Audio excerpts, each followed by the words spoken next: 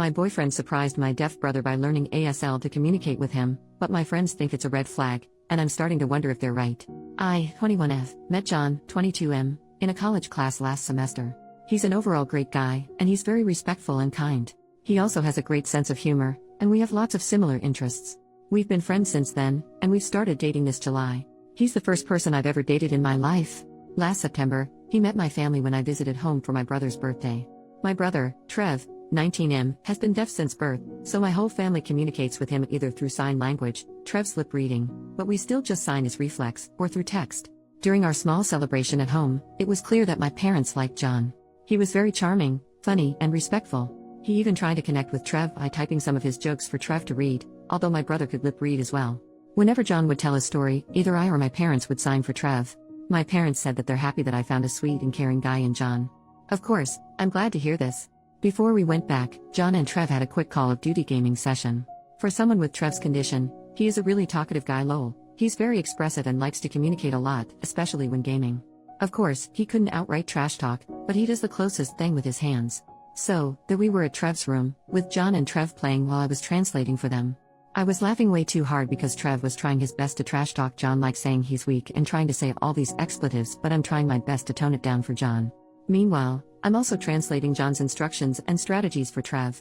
Also, because this was the first time John met my family, he was saying all these praises to Trev like good job or we can do it better next time, although I know that deep inside, he also wants to trash talk my brother. The two of them got along pretty well, and they've been having some online gaming sessions since then. 2 weeks ago, John visited home along with me again for my mom's birthday. There, he surprised everyone, including me, by communicating with Trev through ASL. John was still at the alphabets, some basic words, and some rehearsed phrases, but we were all delighted that he even made the effort. Trev's face lit up, and I've never seen him happier having a new long-term friend with low communication barriers. Apparently, John had been watching some YouTube tutorials and got a free subscription to learn ASL. The two of them had a gaming session again, and this time, John and Trev could communicate more directly. Of course, it was still kinda slow and I still had to do some translating. Imagine trying to baby talk to a grown man or talking to a caveman with choppy sentences lol, but I could tell Trev was having a great time. They also got more comfortable with each other with more explicit trash talking, which I didn't tone down this time. John had been religiously learning ASL since then, and he's making a lot of progress. I was so happy with this, so I told my close friend group from high school. However, most of my friends, especially my closest guy friend, told me that what John was doing was a red flag because it could be a form of obsession and emotional manipulation. He also said it was creepy because John's becoming too attached to my family when we've only been dating about 5 months. He also said that John might only be doing it so he could get laid or something. I know there's some validity to what my friends said, but I'm not really convinced. John has been a wonderful and sincere guy the entire time, and I know it's naive to say this because he's my first ever relationship, but I can see this becoming long-term. Yes, we haven't hooked up yet because I told him I wasn't ready yet, and he never pressured me to do it. However, is his behavior something I should really be concerned about? Again, I don't have any experience with dating and relationships, so I don't know if this is something that's truly concerning. My friends are pushing for me to break up with John, but I'm not sure. How do I proceed with this? Edit. Wait, whoa. I took a break to work on a paper and there are now almost 1,000 comments. I'll try to process everything, but thank you for your kind words, Reddit. Yes, John is a wonderful guy, has so far given me no reasons to doubt his sincerity. It's only my friends who planted the seeds in my mind since they've all had experiences with dating and relationships, so the pressure kinda got to me. Thank you for all your insights. Update. 1 month later. First off, I wanted to thank everyone who gave their insights on my original post. As I said, I'm very new to relationships, so reading insights other than my inner circles was very eye-opening. To begin, many Redditors said that my high school friends are conniving, untrustworthy, and ableist people who never bothered learning ASL despite knowing me for a long time. I take accountability for this. I'm not saying they're blameless, but it's not entirely their fault. For some context, our family moved to our area when I was in senior year of high school due to my dad's job. The friend group, 2 guys and 2 girls before I joined, was already tight when I came in. They then took me in after we got grouped together for a school project, and they've been with me ever since. We've been friends for about 4 years now. They're not exactly saints, but they helped me survive my senior year in one piece. They are fun to hang out with, and they were the support I needed when I was struggling. Also, during that time, my brother was having an especially hard time adjusting because of his disability, so my friends never really saw Trev a lot. To be clear, I was never ashamed of Trev. It's just that whenever my friends came over, he either locked himself in his room or was in a different area with his tutor and never really interacted with us. Whenever he does come out, he's really shy and awkward, so my friends mostly just get glimpses of him. By the time Trev became more comfortable in our area and found his own circle, my friends and I had already graduated from high school and don't really hang out regularly anymore. They're friendly and polite with Trev, but then again, they never interacted as much to the point of them actually needing to learn ASL for him. Now, for the update. Last week, my friend group had our New Year party and I decided to bring John along to meet the rest of my friends. My other friend in the group also brought his girlfriend, so this wasn't really weird. Others have done so in the past as well. I've commented in the previous post that John had only met my closest guy friend, I'll call him Mike, 21M, so I wanted the rest of them to form their own opinions of John after they've met him.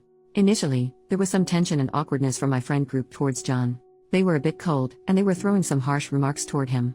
Eventually though, they all warmed up to him, and they were actually pleasantly surprised by his personality. We all got along well, and we all even had fun in our games. However, I could tell that there was still awkward tension coming from Mike towards John and the rest of our group. He was throwing meaner jokes more than usual and he's kind of isolating himself from the activities. The day after the party, I had lunch with my closest girlfriend Sophie, 21F, to clear the air because I could tell that they could also sense something was off. A lot of Redditors speculated that Mike had a crush on me and was jealous of my relationship with John. Turns out, you're all 1000% correct, but it's a lot more complicated than that. Apparently, Mike has had a crush on me since our senior year high school. However, he's known in our school as a notorious ladies' man and had a new girl with him almost every month. This got exponentially worse during college. He had different hookups almost every night, and he even had a pregnancy scare with a girl last year. I knew about all of this because he bragged about sleeping around every time we meet up. What I didn't know was that the entire time, Mike has been making up fake stories about me and him. Sophie told me that apparently, Mike and I had a pact that if we were still both single when we're 30, we'd marry each other. Also, he told our friend group that we hooked up after graduation and that he took my V card then, so he's my special person, whatever that means. He also told them that we've been secretly hooking up consistently throughout college. For context, Mike and I go to different universities that are just about 30 minutes apart. Lastly, Mike told them that I said I'm in love with him. He told our friends not to tell me anything so I don't get embarrassed or upset since I have this image of being somewhat of a prude. Mike also told our friend group that when he met John, he thought that John is a total jerk who has been manipulating me and taking advantage of my innocence and naivete. He said that John had been forcing himself into my family and is driving a wedge between me and my friends. Mike also said that after he had lunch with me and John, he tried to convince me to stay away from John because he's not a good influence on me, but John had effectively brainwashed me. This explains why my friend group was already so antagonistic towards John when I told them about him. For the record, none of what Mike said was true. There was no pact, we never hooked up, and I have never been in love with him. After that, Sophie and I asked the rest of our friend group, except Mike, to jump on a FaceTime call with us. They all shared different versions of what Mike told them. There were a lot more, but I disputed everything. We were all collectively shocked about everything that we learned that day. They apologized for their behavior towards me and John, and I told them I understood given all the lies fed to them by Mike. Then, everyone agreed to kick Mike out of the friend group. Sophie suggested that maybe we could have an intervention for Mike first, but I just said that I didn't want anything to do with him anymore. The rest of the group agreed, so we're essentially cutting him off. Sophie said she would still talk to him just to inform him of everything that happened, but I really just wanted to distance myself from him entirely. Now, it's been a week of being Mike-free. Sophie said that when she and our other guy friend talked to Mike, he became extremely defensive, confrontational, and aggressive. He wasn't physically violent, but he called them names, attacked their characters, and made such awful statements about everyone in our friend group that I won't include here anymore. It looks like cutting him off completely was the right call. Now, for some more uplifting updates. After reading everyone's comments in my previous post, there were a lot. I reflected on my relationship with John and my friends.